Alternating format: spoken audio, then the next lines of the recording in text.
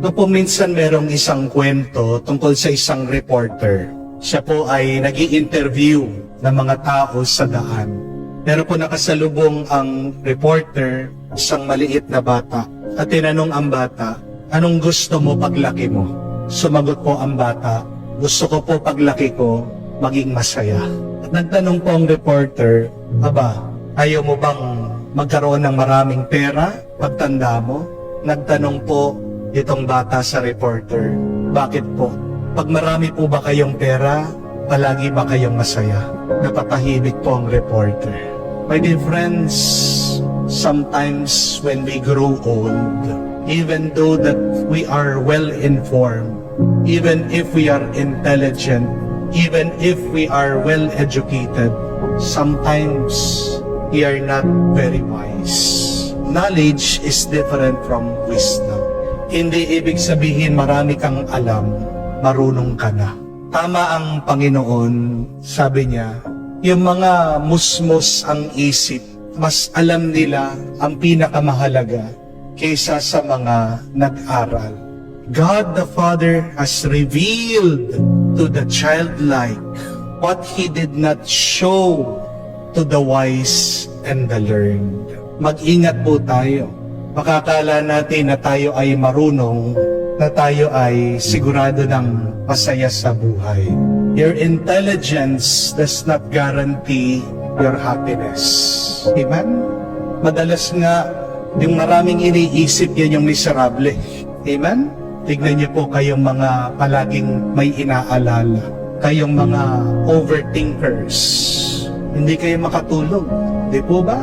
Remember that knowledge is the act of acquiring, but wisdom is the act of letting go.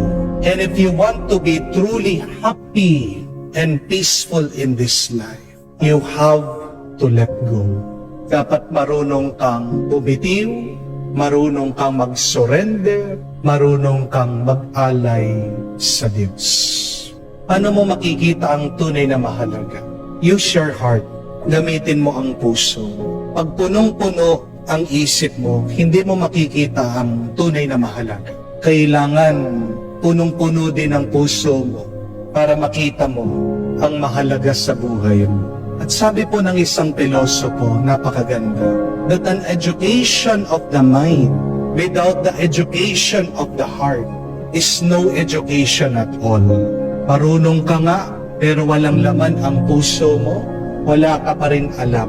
Madalas, yung mga matatalino, hindi naman po ibig sabihin na buting tao na sila. Di po ba?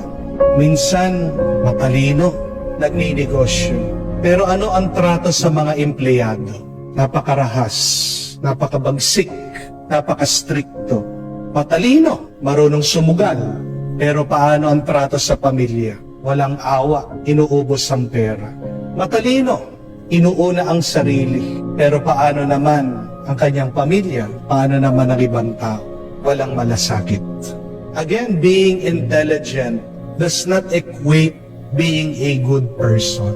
But having a good heart will help you to become a good person, just like the Lord.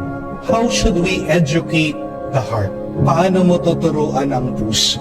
Sana meron pong eskwela na nagtuturo kung paano magmahal. Hindi po ba? Pero wala. Oo, sa eskwela, tuturuan mo sa good manners yung mga bata. Pero pag nag-graduate, bakit minsan wala pa ring asal? Oo, sa eskwela, sasabihan mo na magmahal sila. Pero minsan, meron pa rin puot, meron pa rin galit, meron pa rin pagkamuhi. Teaching is not enough. You need to show people so that they will learn. Ang pinakamagandang klase ng pagturo ay hindi sa pamamagitan ng pananalita. Ang pinakamagandang klase para turuan mo mga ibang tao ay sa pamamagitan ng halimbawa. Amen? Kaya nga po, nung nag-aaral ako sa pagkapare, sabi po ng aming teacher, the best homily that you can deliver is your life. Kahit na magsalita ka na magsalita, pero kung hindi mo sinasabuhay, hindi makikinig at hindi maniniwala ang ibang tao. we teach each other, not with our words, but with our life. Do you want to teach others to be compassionate? Start by being humble. Start by being patient in suffering. Napakaganda po ng sabi ni Padre Pio, that the cross is the school of love. Ang krus, diyan tayo natututo kung paano magmahal. Hindi na po natin kailangan ng marami pang kaalaman. Nandiyan ang internet. Pero ano pong kulang na kulang ng mundo ngayon? Pagmamahal, malasakit. At bakit po nagkukulang sa pagmamahal ang mga tao? Nakakalimutan na nila ang Diyos. Do you want people to learn how to truly love? Then go back to the cross. Bumalik ka, tingnan mo, pagmunihan mo, isipin mo anong ginawa ng Panginoon sa krus. At kung paano siya nabuhay, kung paano siya nagtiis sa hirap, subukan mo din na sundan ang kanyang halimbawa.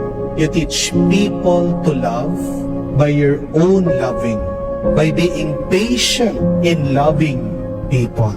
Mga kapatid, tayo po ay magiging mas masaya, hindi sa pamamagitan ng mas maraming kaalaman.